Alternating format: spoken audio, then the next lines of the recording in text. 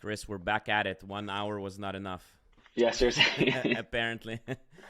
So listen, we talked a little bit on Instagram and discussing some statistics, and we thought, listen, like we need to bring it up to to the broader audience, and Yeah. here we are. Yeah, I mean, I've been thinking a lot about it like lately. And then even, you had a great podcast with Al talking about, and I had talked to him about it too, like, on Instagram, like back and forth, like that the four ball rule, right? The average point Yeah. finishes in four shots. And I think, for anyone who hasn't listened to that podcast, it's fantastic. And and the one with Mike Hall was great for parents, which I thought was awesome as well. Mm, So that's a plug yeah. within what you're already doing. Um, but I think, yeah, I think one of the points that you guys brought up and Al brought up is like when you look at stats, they're very reductive at times. And I don't think it paints like a full picture of like what is actually happening in a match when we just look at like the average rally ends in four shots. Like, okay, I guess we should, serve as hard as we can, hit the first ball as hard as we can because, that's, Yeah. what we should do. That always like it's always weird for me like to hear that, oh, like four shots, so we really have to practice four shots. Well, also depends how do you take that stat, like what do you take out of it, right? Because and for what age category, right? So if the pros are doing that, does that mean my U12 U14 kid has to do that? Sure, once in a while, but it shouldn't be, in my opinion, be like the main focus of their training, right? Because there's other priorities they have to hit.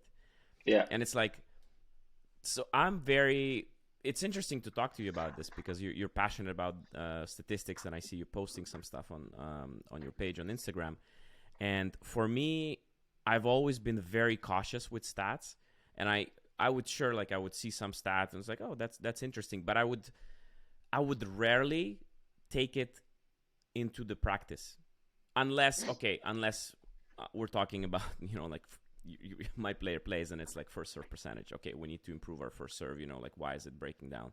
So like things like this. Okay, it's very clear. But anything like four shots, this longer rallies, that I'm very like skeptical a little bit to, or maybe not educated enough to, to really apply that stat in a training without hurting the player, because I don't fully understand what does that four shot stat mean? Do you know what I mean? It's I get exactly it. where, yeah, Yeah.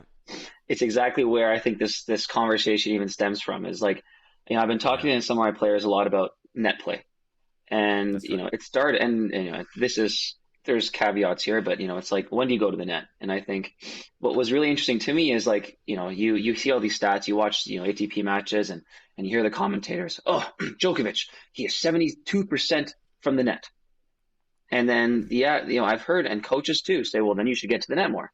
And I'm like, okay, interesting. Like, because I watched Djokovic play, and I'm like, he doesn't hit that many volleys, but he's got a really high net percentage, and everyone says he should go to the net.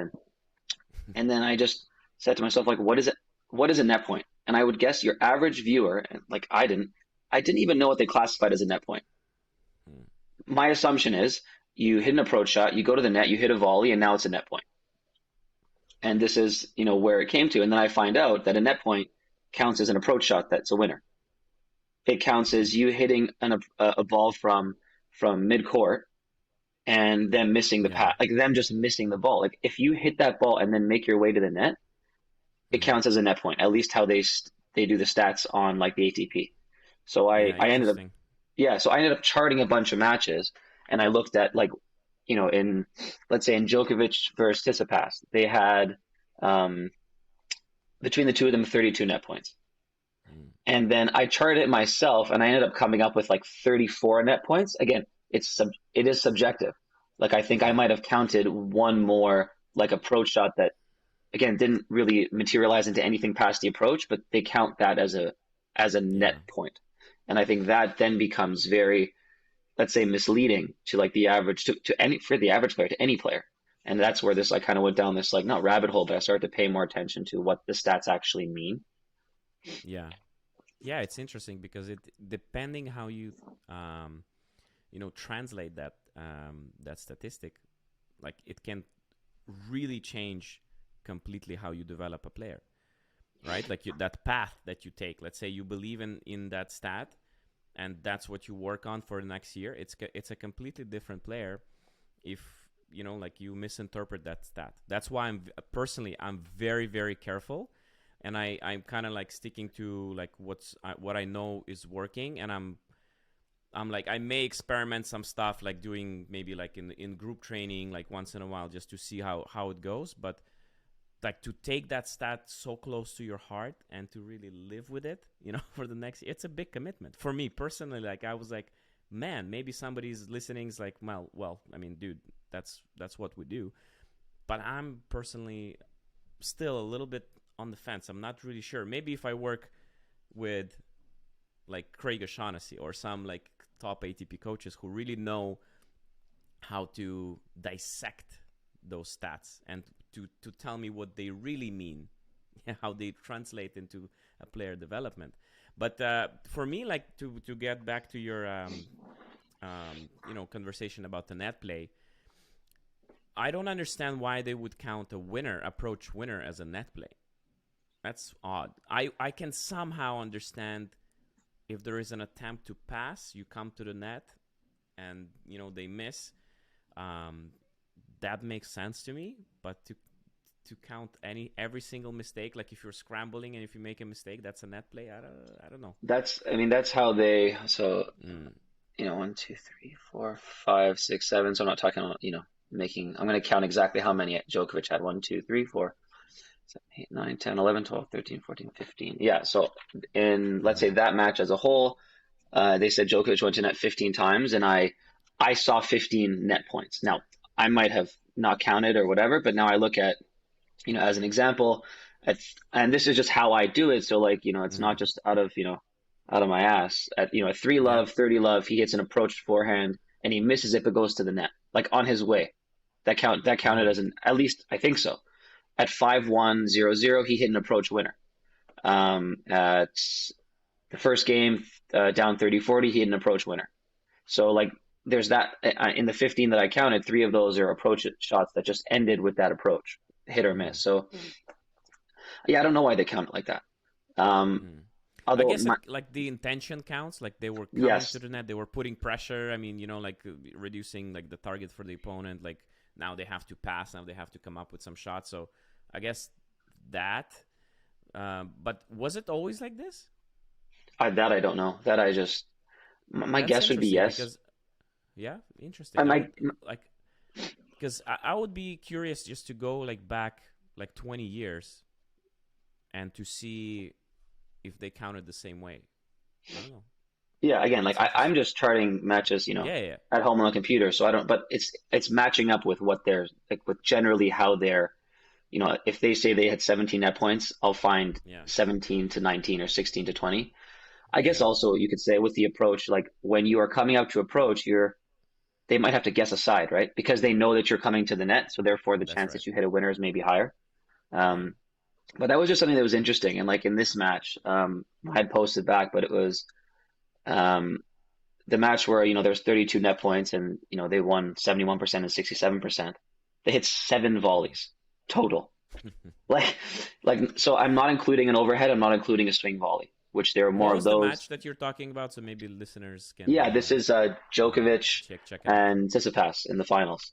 Hmm. I Let's did. see. I also did Djokovic versus Tommy Paul in the semis, and I also did because a player of mine, we were talking about like women's tennis, and they were talking Mm-hmm. about how Ash Barty's a big net player, it's good volleys, and then I also charted her Australian Open final win as well, Mm-hmm. and she hit 2 volleys, more net points for sure, but again, it was like 2 volleys, Yeah. um, and I think it's just something that instinctually I felt maybe because I'm short and I don't like the net as much as like someone that's 6'1". Maybe I'm, Mm-hmm. trying to prove myself, right? But it was like something that I think it helps players and I hope coaches. I mean, I don't know, like think about how we train like the net more, and that's kind of where I went with it. Because one of the things that I was saying, I try to get my players if you're on defense, I say it from the coach perspective. If my player has an easy volley, they'll find a way to let you down sometimes. Mm. You know what I mean? Like you got Yeah. you pull that guy way off the court, that girl, and they float the ball back down the center. You have this easy volley a millimeter from the net, and you dump it in the net. And it was like, yeah, they'll let you down because they're not used to hitting that shot. Like my player is not used to hitting that easy put away volley. And when I watch these matches, most of the volleys they hit are easy putaways. They're not Mm-hmm. these like reflex volleys that you're standing in the middle of the court in perfect position and your opponent has their feet set and they hit the ball and you're supposed to like somehow get it back. It's like the volleys that they're hitting, they're in total control. The Yeah. approaches they're hitting, they're in total control. But yet when we, and this is the same when I was playing, when we practice our net game and our volleys and our approaches, we almost always do it in like in a neutral position where Yeah. both players are exactly like even. And I think that's where we're making, at least from what I see, how I've trained, I even Mm-hmm. see other programs and what they do. I think we're making like a mistake. Yeah. You're right. It's a very good point. Now that I think about it, and then that's the whole point of this conversation, just to trigger, those thoughts, and just to analyze what can we do better. Um, but you're right. Most of the time, like, even listen, when I was at the center, like, when I was going around, like, to see those tournaments, that's what people do, right? Like, it's like that's for some reason. I mean, sometimes, maybe occasionally, we do some like stupid touch games, but I think that's when you actually develop those skills. You Yes, get in those situations when you're like here and then, oh, and then but how, like, what does that tell us? If those people, the best in the world, they come to the net only to volley a couple times a match, and only to volley when they're like on top of the net. So does that tell us that their planning to come to the net is exceptional? Does that, like, what does that tell us? How can that's what we, I that's what I think. I think their choice of when to go to the net is really good. And again, yeah. I watched a bunch of points, let's say with Djokovic, and I didn't count it, but there's many times where he steps forward, like hits what looks like it might be an approach. He gets Mm-hmm. maybe 2 or 3 feet inside the baseline and then backs up That's right. because he doesn't like the ball that came off his racket, and he kind of makes that decision like, no, no, no, if I go in, I'm going to get passed.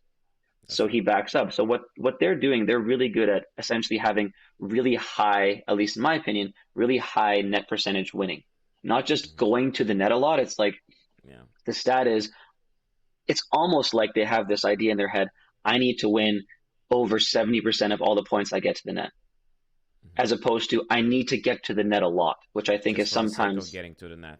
That's right. because that's what I've heard a coach say before, or that's, getting to the net is the right thing to do, which for sure, like if you can put pressure on your opponent. But if I look at the pros, they're trying to win a large percentage of those points and they're Yeah. identifying when they should go and when they shouldn't. That's like Yeah. one of the things that I would say. Yeah. That's also how the game changed, because, like, the game, all, like, pro players always adapt to how they can win the most points, right? Like, it's their living, it's they're pros, right? Before, like we talked a little bit about, like, 20 years ago, they just go and they just stay at the net. They know they're not going to get past as easily. They might, but most of the time they're going to get a volley within their reach, and then it's the battle starts, that Yes, type of yeah, stuff. So right now, you come to the net the way they used to, like, you're going to get smoked, right? Because the technology has evolved, players more athletic. So right now, they, knowing that, understanding like who they're playing, as you come against Alcaraz to the net, you better be freaking, coming to a to a shot where he's really defending and he's really in trouble. So it really takes, like, big planning, a lot of decision making, like you were saying, midpoint, like, is that the one? No, it's not the one. I'm staying back. Um, and to me, that's, and again, I'm just like coming up with that, um, with these ideas just on the go. But to me, it's more for us to train proper decision making, so yep, that when the game gets more physical for those players that we train, when the game gets a little bit more, like, when finer details matter, yeah, when really, like, that one point can change the whole set. you really start picking, the right ball to go to the net. You really start thinking about your decision making. You really start thinking about whether it's right shot or not in that particular situation. So to me, it just amplifies the importance of decision making during practice, whether it's coming to the net or something else.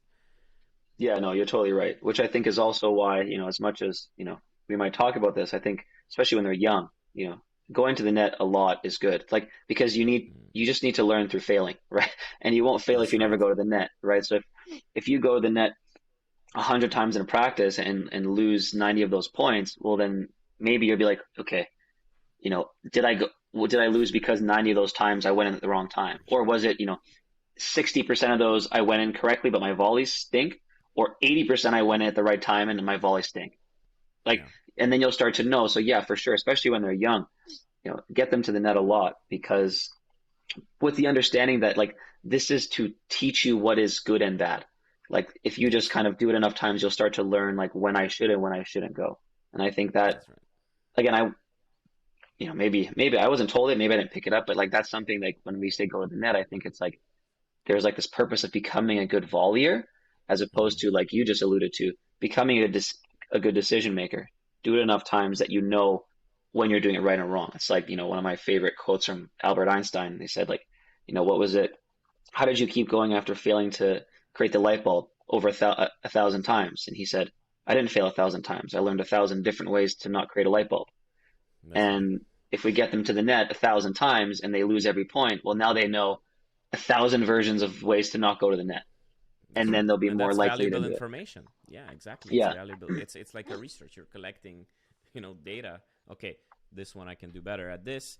This one maybe not approach to the forehand, maybe go to the backhand. This one I have to be more aggressive at the net. Like so it's exactly it's so good that you brought up like that. For the younger kids, we really have to encourage them to fail a little bit more in the right environment, right? And have that mindset of um, that's okay. I might lose, but I'm learning. Yeah, I might lose, but I'm gaining experience. I'm losing, but I'm still getting better. That's a very tough concept for a young, athlete to really grasp. hard, really hard. And it's up to us, I think, to really present it in a way that's a little bit more appealing, and for us to sell that Yeah, because you've like got to if you yeah, go ahead. continue. So go ahead. No, it's all Oh, it's all good. it's all We're good. just going back and Um, forth. yeah, yeah. No, you definitely have to facilitate that in practices, and I think that is also like a challenge. I have another example from training, which anyone that listening should do it. I don't know if I talked about this last time, but if I didn't, well, you'll hear it again, or stop me if I did. I had a girl that she was a good player, very steady, but she didn't take on any risk, like zero. Mm, And for about 2 weeks, I said, okay, I'm done with this, like, you playing passive. You have to finish every point in 3 shots. So I put her with every kid in the group. She was not, she was a 7.5 UTR at the time. I put her with fours, I put her with eights, I put her with sixes. Like it didn't matter. And I just said, you're playing sets and points, and that point needs to end in 3 shots, period. Which seems like a stupid drill. And also from our earlier conversation and even the one before, I love consistency. But I wanted at the end, I wanted to show her that there are a lot of points that she just like will wail on and mm, actually get the ball in. And she doesn't yeah, know because she's never tried and failed. Like she's too afraid to that's right. fail. That's right. So, and this, for me, this was last year. This is one of, I don't know how many smart things we do in a year, but that was one of the smartest things that I've done. I'm trying it again with another player now, but it totally changed her game, her willingness to be offensive, and her Mm, ability to even like counterattack on defense. And it was just from like putting her in the situation where she was just essentially failing nonstop. Like she was losing to players she'd never lose to. And we explained that we went into this 2 week program basically saying you're going to lose a lot. It's not going to feel good, but you're going to come out with a better understanding of like when you should hit hard, when you shouldn't, when you can go for an outright winner, when you have to play it closer to the middle. And she learned a lot from failing. yeah. I think when you put it like that, when you speak to a player explaining exactly, okay, so this is the plan, this is my vision for you. And in order for us to get there, this is what we're going to do. And it's a better sell when you do it like that, as in just like doing the drill and it's like no, just try to do that, try to beat the drill, try to, because it's like, why, like you need to understand why you're doing that.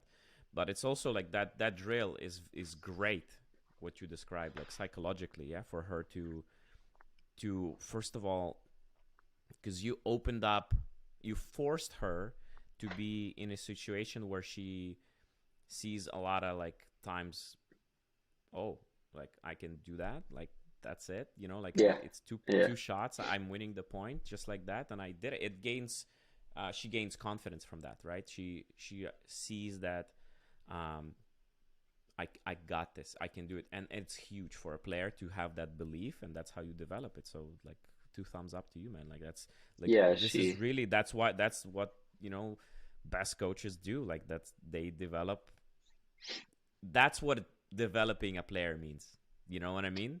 It's not Yeah. just Oh, like for sure. to, so that moments like this, when you said like, wow, that's like, that was so smart, like what I did, moments like this, that's why you coach, because she, from that exercise, she got to another level, like Oh yeah. completely. She She completely. jumped a hurdle, yeah.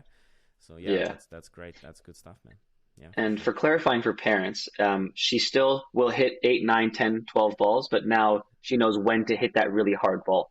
Just she's Sweet. not, she's not playing now, finishing the point in two shots. Like she's still a good rallier, she's still a good baseliner, but now she knows when to do it. And I think the point that you brought up with having the plan is really good too. And I think this is again for parents and players especially. I was listening to your thing with your podcast with Mike Hall. He was talking Mm-hmm. about like having the players in the group 5 days a week or 6 days a week. Like his most successful players were there like the whole time basically, and he saw them the most. And I think this is, and it's missing in some of my own players too. This idea of like doing different things at different places and all these different programs and Yeah, is I think there's a doesn't challenge. work. Yeah, because using this Yeah, example, you know, if I do this now, it's like, and this is the biggest problem. So let's say we share a player as an example. mm. I have a Which we player do that actually. do we? I think so. I think some of the players come to you as well. Oh, from what my the rep group. Yeah, yeah. So let's yeah. So I mean, I don't know. So let's okay. So we do. So we share a player, and she trains privately with me, or he trains privately with me for 3 days a week, and we're doing this drill where I say like hit the ball as hard as you can every time. But now they go to your group, and I'm not saying they do this, but this happens in a lot of programs. They play up the mountain. There's a lot of stress involved in that. Oh, Yeah, Bogdan put me on court two.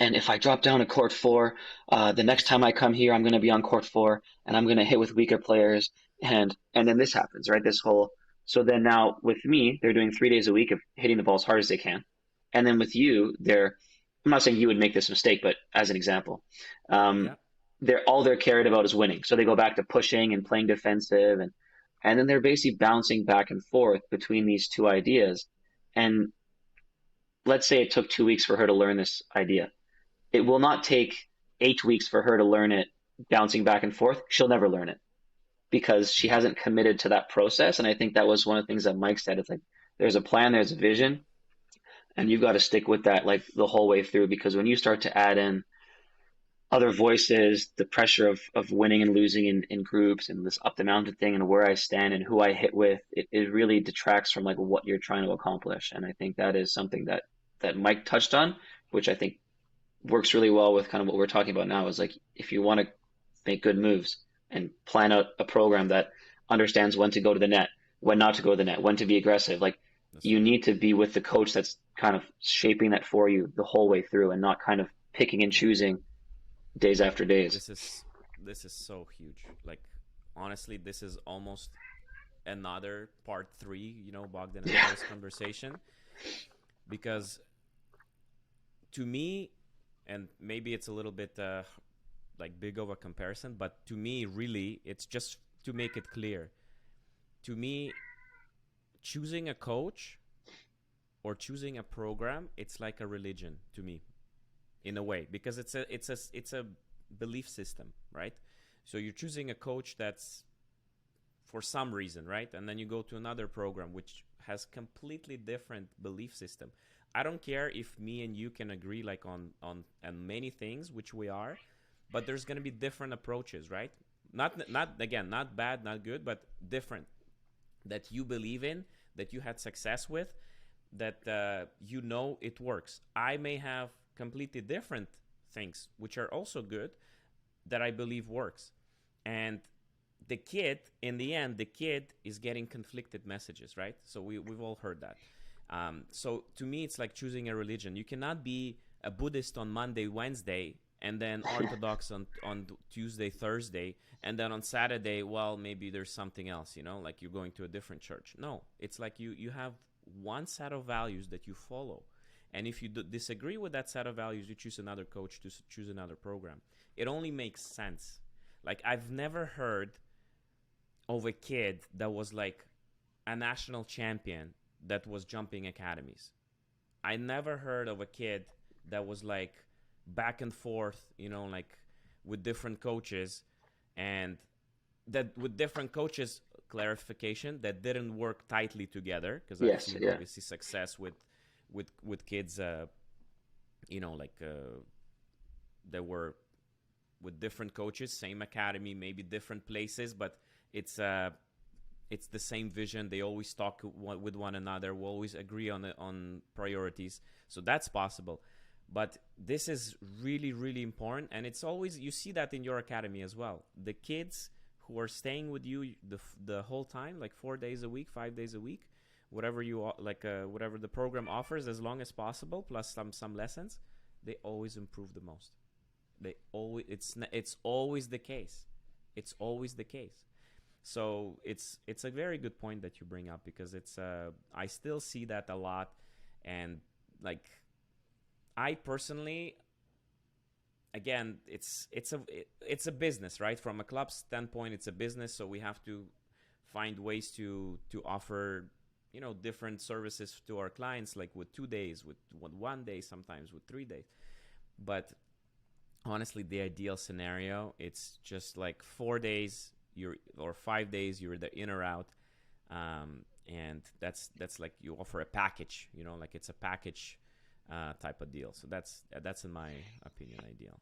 Yeah, no, it's Sorry, like a that was a little holistic. long No, rambling, but no. I mean, it's a holistic view, right? Because, again, I don't know, but I mean, I know from my own experience, watching a pro player being made, at the same time that I was, playing, they, Raonic and Casey were together every day, and then you look at, I think a lot of the successes, is players and parents. I think we talked about this last time.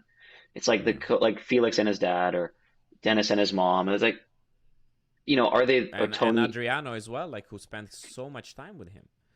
Yeah, yeah, exactly, right. They're like family, and I think, I don't think it's not an open invitation for parents to coach their kids, but what it is, if you look at Tony and Rafa, it's like That's right. they were just together all the time. Now, I'm sure, look, Tony's amazing, right? But how much of that is the fact that Tony's amazing, and how much of that is the fact that they saw each other every day, Yeah, right? And obviously, there's, it's the same. Yeah, yeah, and I think exactly. that's I don't a, know if you sorry to interrupt. I just, like, you mentioned Tony, and Rafa, and it's the same message every day, that that is instilled in Rafa's mind. That's what's matters. And he believed in him so much. And he's like, I don't remember, like, where did I see it? I think on Twitter somewhere. Like, somebody posted like what Tony Nadal said to Rafa, in some of the Grand Slam finals or something like that in late 2000s.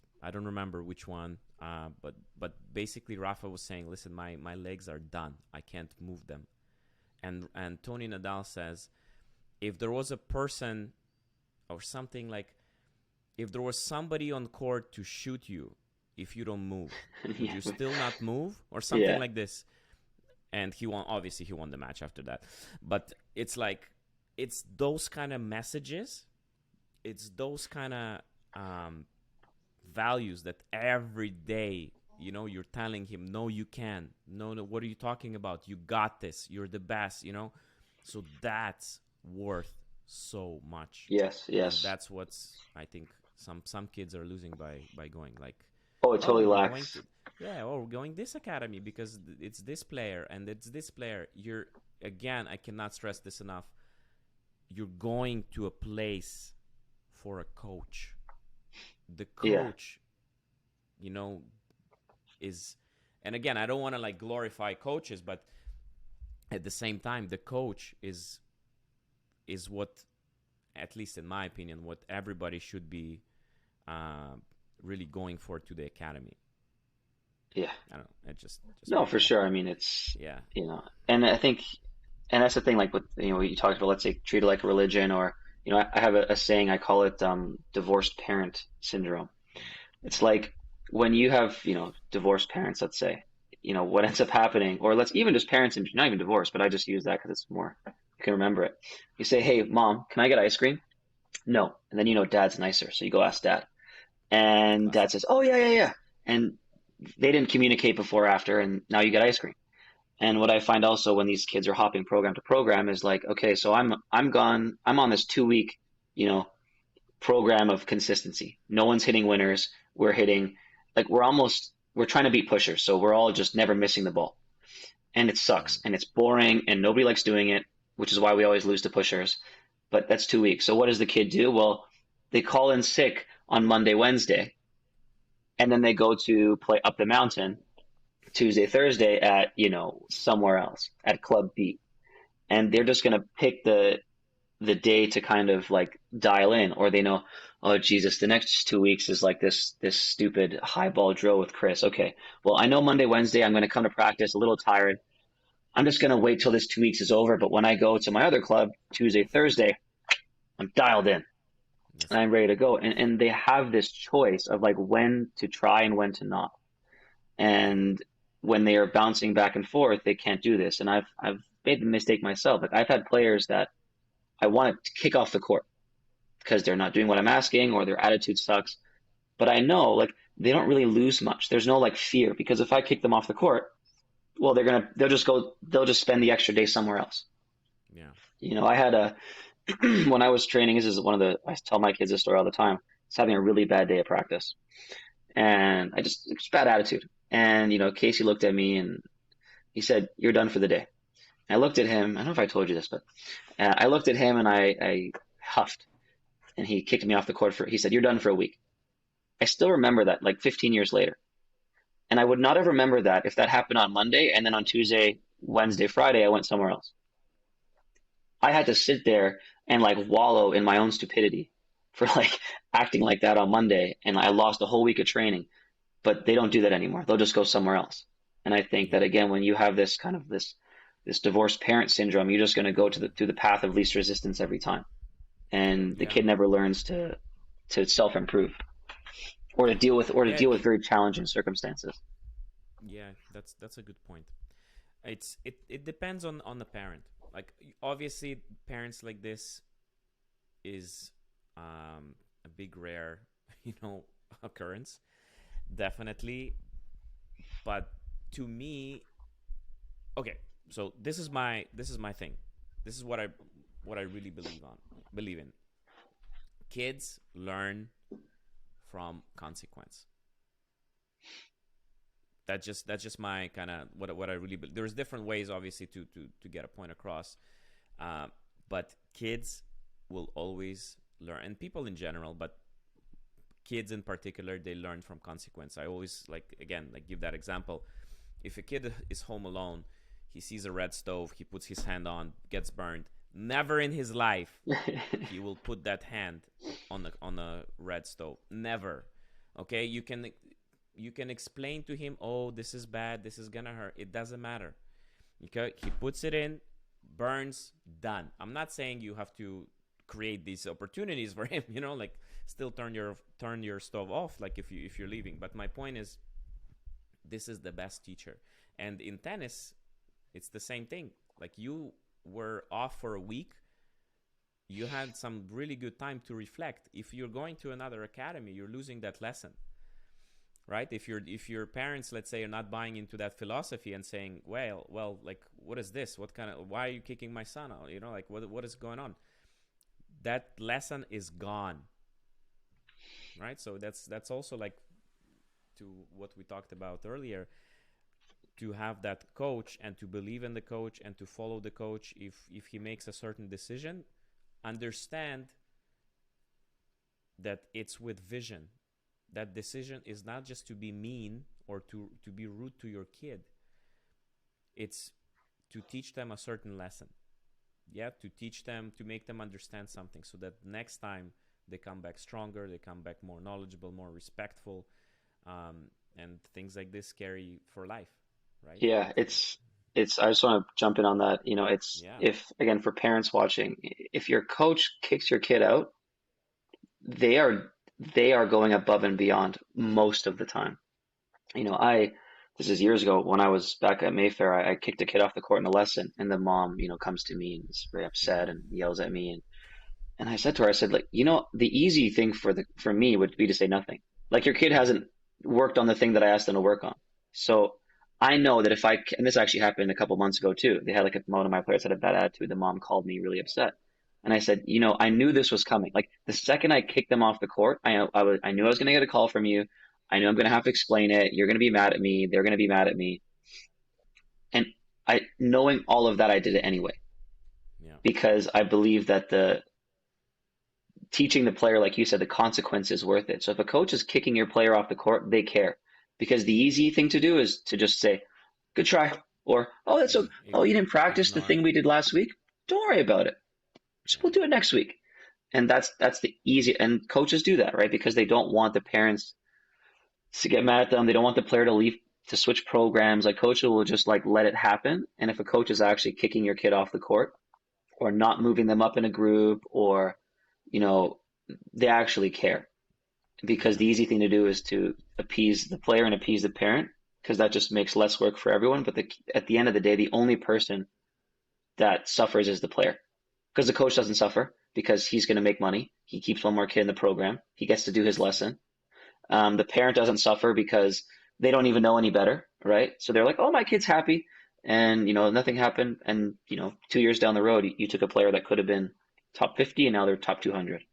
So Yeah, I think it's important for parents to know if your coach is doing that, 9 times out of 10 they care. I've heard some horror stories where they're really like the coaches can be really nasty. yeah. But I I mean, mean, listen, we like sometimes people cross the line, and yeah, I think I crossed the line as well a couple times. Like I was like a little bit, maybe, I mean, maybe I'm just older, and I realize there is other ways to deliver a message, like, and to get my point across than just like losing my shit. But definitely, like, we can all say like, okay, that one time maybe there was a there yeah, was a different way, but exactly, it comes anyway. Regardless, it comes with good intention. Yeah, it comes just like parents, what they do, like everything that parents do, that I always keep reminding them, to myself, when I'm encountered with some like very like interesting, actions by the parents. I'm always telling myself that, listen, everything comes from desire to help their kid, right? Desire to provide the best opportunity for their kid. So it just, I have to explain what they're doing, why moving, like telling the coach where their kid should play is not maybe the best idea. And if they're not buying into it, then maybe we're not the best fit to each other for each other. So it's like that. It's always like, are you buying into my philosophy, or into Chris's philosophy, or into Al's philosophy? Are you in, or are you not? Because if you're not in, it's not gonna be a good relationship. Like we yeah, yeah, talked about it as well. Like it's like any relationship. It's yeah. So like, you said with Mike, yeah, yeah. I thought that was yeah, great. but it's true. It's like, you start dating somebody, and well, anyway, we're not gonna go into those examples, but it's exactly like that. Yeah, no, for sure. And I think there's a lot to learn. So, I Yeah, mean, I guess we can circle because I mean, I think we just like you and I yeah, just we like talked segued about in our that. own. That's it. That's it. Yeah. I think one of the things, so just kind of like hard turn, just so that people can Yeah, maybe learn new things. awesome. Because I had some ideas, like let's say talking about the net stuff. Mm, So things that people can actually use. Um, so the hard segue, but we're on track again. Going perfect. back to kind of understanding where players are finishing points. and what net play means. And, if you go to the net 15 times and you win 70%, what does that mean? And I think we were getting there and like we kind of lost track. So one of the things that we're spending a lot more time on now is like learning basically how to win easy points. Learning, and this is something that, and this is actually a hilarious drill. You throw the ball in the dead center of the court, super soft, right Mm-hmm. on the service line. And we Mm-hmm. played games, and the kids that I was working with are good. They're good players. They're like 8 UTR. Like they're good. They should know how to put a ball away. And they had to win the people with the really easy, soft floating ball given to them had to win 10 points before the defenders won five. The defenders won almost every time. It's just a 2-to-1 ratio. Like they're like overheads. Like they're the easiest ball in the world That's that you right. can That's think right. of. That's right. And my players couldn't win the point. At least not consistency. Like they should be winning that point. The drill should be dumb. If I give you an easy ball in the dead center of the court, I should just like sit there and watch the winners go by for 10 minutes and then say, Coach, can we switch the drill, please? I haven't moved. But it was really competitive. And I Mm-hmm. think that and at least I know I didn't do it enough when I was training. We need to train those circumstances more. Going back to Yeah. what I said, in ground strokes, we train in neutral almost all the time because most of the ground stroke interactions are neutral, right? Like you're on the baseline 2 feet behind, I'm on the baseline 2 feet behind. That's how the point starts, and then we have to learn how to work from there. Even when we rally, it's in a neutral position, which is where 90% of all the shots come from. Yeah. When we do net play, we're all we start off in practice in neutral, which Yeah. is so wrong because it never happens. So starting, anyone listening, do it with your if your practice partners or whatever. Give your partner an easy ball in the dead center of the court and play out full court points. You will be amazed as the defender how many points you win because none of us are good enough at putting the easy ball away. Which is Yeah. why going back to Djokovic, he's whatever 12 of what was he here? He won 10 of 15 points. His past wins 12 of 17 net points, and most of those are approach winners and swing Mm-hmm. volleys and overheads off the approach. And we need to practice those way more. Yeah. It's a good point. I'm gonna do this drill tonight with my kids. 100 Oh, percent. tell me about it. It's It's going to be hilarious. no, for sure. Listen, because you're totally right. Like we're practicing and we get caught in this consistency game for a good reason, right? Because it's most of the time you need that, you need the good competencies, you need to be able to be stable, but at the same time, where are most of the mistakes are coming from our players?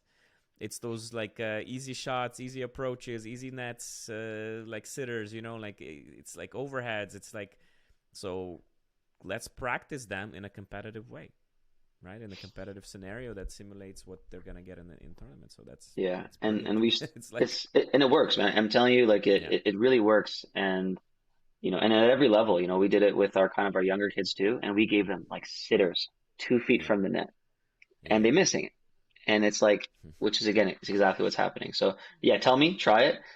yeah, It's a good laugh for everyone. The coaches have a blast. The kids even have a blast because they yeah. Of can't course, believe how yeah, hard it is to win the point off these. But when you watch, Djokovic do it, come up to the net and go pop and pop a ball that's off the right. court, you're like, oh, it's so easy. It's like it is easy, but you have to practice it.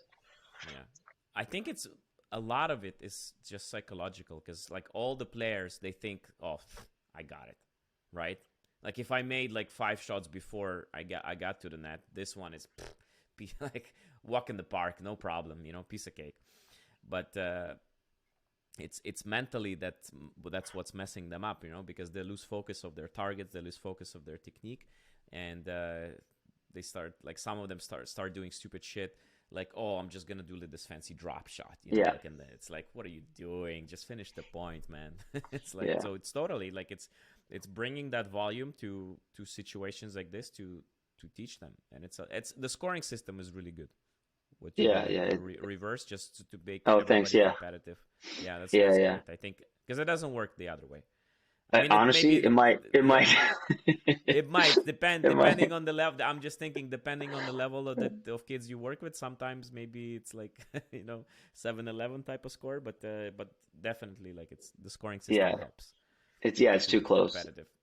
Yeah. And I think the other one too is part of it's focus, but I think the other thing which we're pushing a lot, it's focus, but it's also footwork. And again, because let's say, you know, every coach has said this, and my coach said this, volleys are about the feet. Move your feet, get in close. But again, when we're practicing volleys, you know, if you and I are in a program tomorrow, go to any program, my Mm-hmm. program 6 months ago.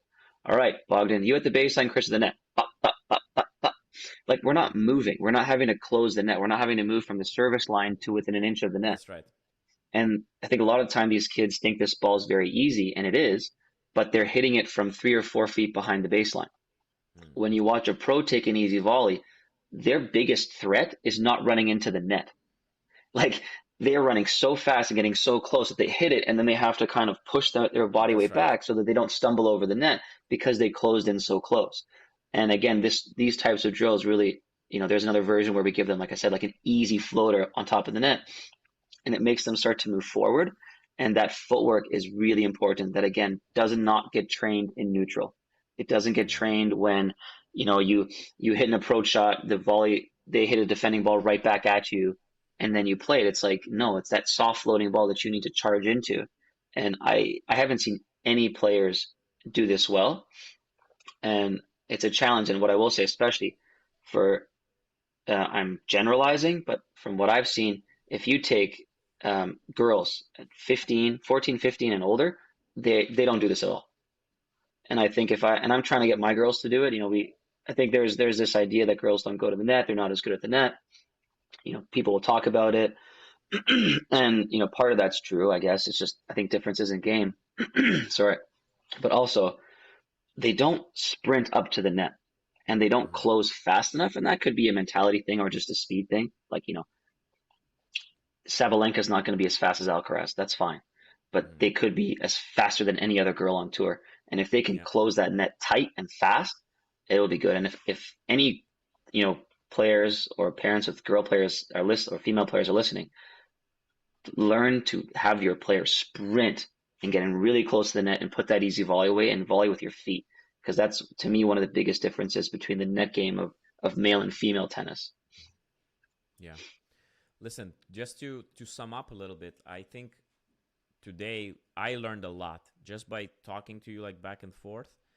Um, because we took a stat, like you brought up a stat, and in the beginning I was like, what does that mean? Like, what do you take away from it? And now to me personally, I realize because we talked a little bit on Instagram, but I said like let's hold on our discussion, let's Yeah, make it live. So, um, but right now, in my understanding, out of it is again we have to practice our decision making, like to be sharper, to put them in that situation, but also to put them in realistic situation on those finishing shots. yeah, So they're more capable of finishing the point when they have to. And I mean it's a simple thing. We all talk about it. Make it realistic. Make it realistic. But sometimes again we lose track. Okay, when we warm up volleys, like what is it? What is it that we're trying to accomplish here? Is it accuracy on this first volley? How often does this first volley happen? Is it yeah. like sure sometimes, but we still need to be able to. It's still good for overall development. But if we're trying to be really specific, how often does this situation happen in a match? Not so much. Okay, maybe we shift focus on this. Maybe we should focus on shift focus a little bit on that. So that's to me how every single stat should be Looked breaking. at. Should be looked at exactly because if we analyze it the wrong way, we arrive to completely different territory. Yeah, So it's like what, that where are we hitting that? Like the first volley. I spent so much time training on the first volley. That volley from a foot behind the service line yeah, behind the service line that you have to take down place at it your low. waist because your opponent's going to get it down at your feet and you got to put it back deep, to their feet so you can close in and put the high volley away. Watch a pro tennis match, that doesn't happen. Yeah, I watched four or five. I did not see a single time where the pro was caught on the service line hitting a volley. yeah. It doesn't happen. It Even happened. junior matches, like if you go like top junior matches, doesn't happen a lot as well. No, it doesn't. And I think it did happen in the 60s, right? They hit a lot of volleys from the service line.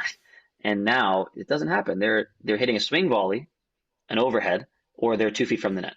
And I think that's, like you said, that's a big takeaway. Yeah, 100%. Chris, is there anything you want to bring up before we wrap up? Any stat, Um, anything? Because I don't want to cut you off too early because you yeah, got no, to go any talk to. stats that I've been. The next one, which kind of Al covered a little bit, Okay. is which he brought up stats, which I think somewhere we got to share those. The 4 point thing, Yes. and where the 4 points, you know, the long are those is the average moving up or down Mm, when we're playing big points. And mm-hmm. I'm still waiting for stats on that actually. Al had like a Mm-hmm. good version of that, like it was better, the one that you guys were talking about, but I'm still waiting to see what's the average length of a rally uh induce. When it really matters. Yeah, Yeah, like break points, juice, 30 alls. That's yeah, an interesting one. That's an interesting one because you would think, I don't know. It's just like I don't even want to like say anything about it because it can go different ways depending on the findings, right?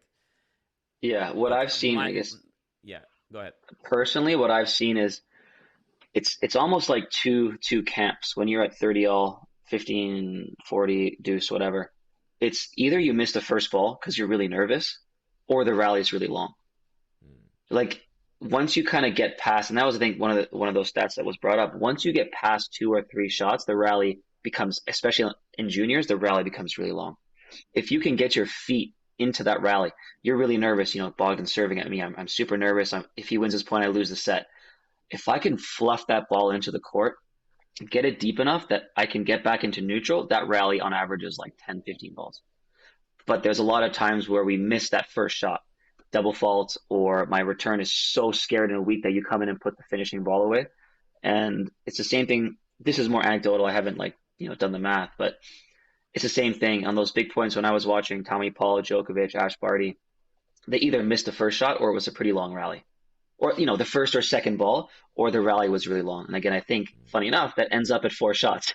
If you're missing on the first or second or the 10th, you're at four or five shots a rally. So I think it's about training the kids to just, and those big points for going to juniors, put the ball on the court and try to lengthen out that rally, and then if you train consistency on a daily basis, you're going to win most of those points.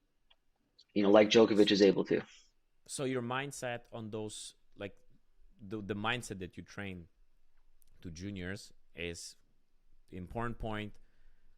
Like put the ball on the court. Like be patient. Uh, Rather patient than aggressive. Yeah, I mean, look for good opportunities. I mean, I Yeah, tell them it really depends on what your opponent's going to do. You need to that's true. know, are they going to attack you? What do you think they're going to do in this situation? In the past, have they been really aggressive when they're up? Mm, If they are, then you need to take on more risk. But nine times out of 10, if I'm under 14 and I'm in a tournament and you're up 40-30 on me and you're serving, you are not going for a winner. You are taking 10-20% off of your ball. This is what I've seen most of the time. If I know that going in, I need to soften my return and then get myself into the rally and know that you're not going to attack me the same amount. yeah, And and it's not being defensive. It's just like it's not even being defensive because if your opponent takes 20% off and you take 20% off, you're at the same level. Like you're in the same game state that you were before, but you just have to know, is my opponent going to take on risk? And if they are going to take less risk, then you should too.